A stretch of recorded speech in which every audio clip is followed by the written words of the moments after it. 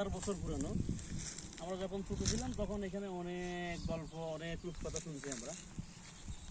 যেমন কিছু কিছু রূপকথা আছে, এটা ডাল ভাঙলে রক্ত বাইর হইত বা সমস্যা হইত, যার সাক্ষ্য প্রমাণ আমার দাদা একবারে গাছ থেকে ডাল ভাঙছিল, ডাল ভাঙে বাড়িতে নিয়েছিল। পরে আমার দাদার অসুস্থ হয়ে গেছে, পরে ডালগুলো ফেলাই দিয়েছে। পরে কিন্তু অসুস্থ হওয়ার পর থেকে আমার দাদা কখনো সুস্থ হয়ে যায় না। আমার রোগ তো সারা জীবন মৃত্যু রাখ পর্যন্ত কাটাই গেছে। বেশি দিনের আগের না, 10 বছর আগের স্কুলের কিছু ফলাফল এখানে আসছিল, আইসে ডালমাল ভাঙছিল, মানে দেখাইছে কি হয় না হয়। পরের দিন তার অবস্থা খারাপ, হাসপাতালে নিয়ে যাইতে হয়েছে। পরে পুরো স্কুল থেকে ফলাফল এখানে দেখতে হয়েছে।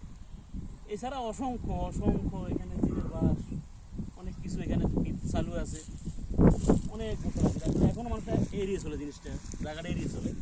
কেউ এই জায়গাটা এখানে কেউ কষ্ট টষ্ট করে না, কেউ এখানে আসে না। আগে তো, এখন তো আসলে যুগ পরিবর্তন হয়েছে, আধুনিকতা আসছে। আগে দিনের বেলাও এখানে কেউ আসতো না, দিনের বেলা রাতে দূরের কথা দিনের বেলাও কেউ আসতো না। কিন্তু এখন আধুনিকতা, এখন কিছু কিছু মানুষ আসে, দেখে,